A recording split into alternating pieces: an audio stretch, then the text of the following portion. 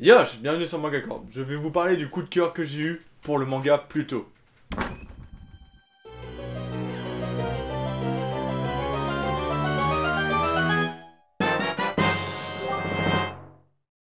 Pluto est un manga réalisé par Naoki Urasawa au dessin et Takashi Nagasaki co-auteur avec Osamu Tezuka.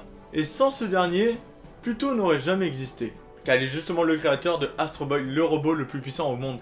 Et Pluto est une adaptation ou un remake de Astro Boy justement. Le manga n'est plus tout jeune, il a été publié au Japon en 2004 et en 2011 les éditions Kana nous le font découvrir avec un coffret collector plutôt pas mal. Pluto se déroule dans un monde futuriste où robots et humains cohabitent. Dans les robots, il y a deux types. Ceux qui ressemblent à des boîtes de conserve et ceux qui ressemblent à des humains et qui ont une intelligence artificielle vraiment avancée. L'histoire va commencer avec deux meurtres, celui d'un robot et celui d'un humain. Alors pour le meurtre du robot, ce fut une grosse perte vu que c'était un des 7 robots les plus puissants. Déjà ça commence un peu à faire rêver. Et pour l'humain, il faisait quand même partie du groupe de défense des lois sur les robots. Donc c'était quand même une personne assez importante dans la société. Cette affaire sera donc affectée à Getch, un des 7 robots les plus puissants du monde. Et même si au début rien ne fait penser que ces deux meurtres sont liés, très rapidement un élément va mettre Gage sur la piste du meurtrier. Dans ce manga polar et science-fiction, ce que j'ai adoré c'est l'évolution du personnage principal qui va évoluer tout au long du manga et qui va devenir de plus en plus un humain en fait, avec les émotions des humains. Parce que je le rappelle, le personnage principal est un robot. Quelle est la différence entre un humain et un robot avec une intelligence artificielle?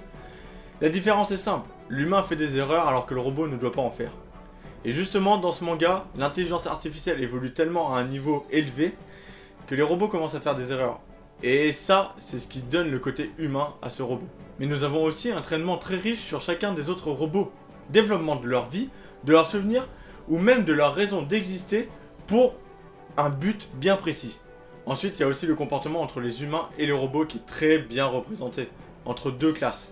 Ceux qui sont les créateurs et les gendarmes, et le reste de la société.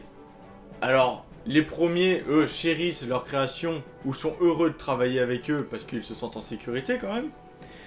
Et le reste de la société, de la basse société, sont un peu énervés envers tous ces robots qui cohabitent avec eux parce que ils leur empêchent en fait d'avoir soit un bon travail, soit de faire en fait les petits crimes auxquels s'amusent ces personnes.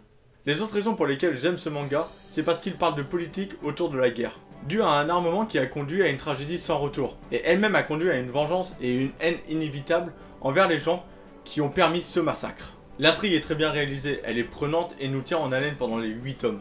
Entre réflexion, retournement de situation et combats explosifs et bien sûr dans le sens propre, car ils vont très vite, mais attention, car comparé à certains mangas où tout ce qu'on attend c'est des combats, des combats et des combats, dans ce manga, l'intrigue est faite pour que l'on savoure ce dernier combat pleinement, en ayant préparé le terrain avec les autres combats qui sont plutôt succincts. Ce qui rend le manga aussi bien, c'est le travail d'émotion qui se développe autour des robots et qui rend l'œuvre aussi charismatique. Je suis obligé de vous parler des 7 robots les plus puissants du monde.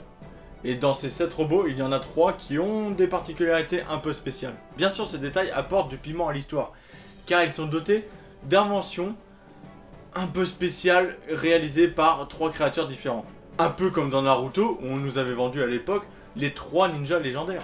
Par exemple, Gage, le personnage principal de l'histoire, en fait partie de ces 3 personnages un peu spéciaux.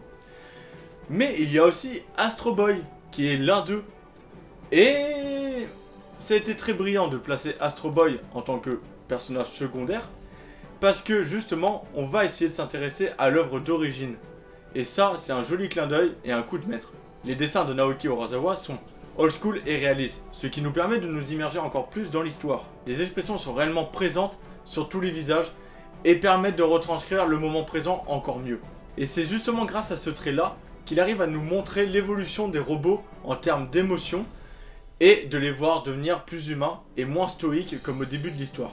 En résumé, cette histoire nous montre une fois de plus que les mangas ne sont pas forcément tout le temps destinés pour les enfants, mais là plutôt destiné pour une tranche d'adultes, voire de jeunes adultes. Et clairement aujourd'hui, si je devais conseiller cette œuvre à un de mes parents, ou voir à une personne qui dénigre les mangas, je n'aurais aucune honte à lui proposer Pluto. Pluto est un beau manga, il est agréable à lire, il nous fait réfléchir et sa fin est vraiment satisfaisante. Donc je vous conseille de le lire si ce n'est pas déjà fait, et de me dire ce que vous en pensez vous aussi. Car moi ça a été mon coup de cœur, est-ce que vous, ça l'a été aussi? Voilà, c'était tout pour ce coup de cœur, on se retrouve bientôt sur Manga Corp pour une nouvelle vidéo. Yosh!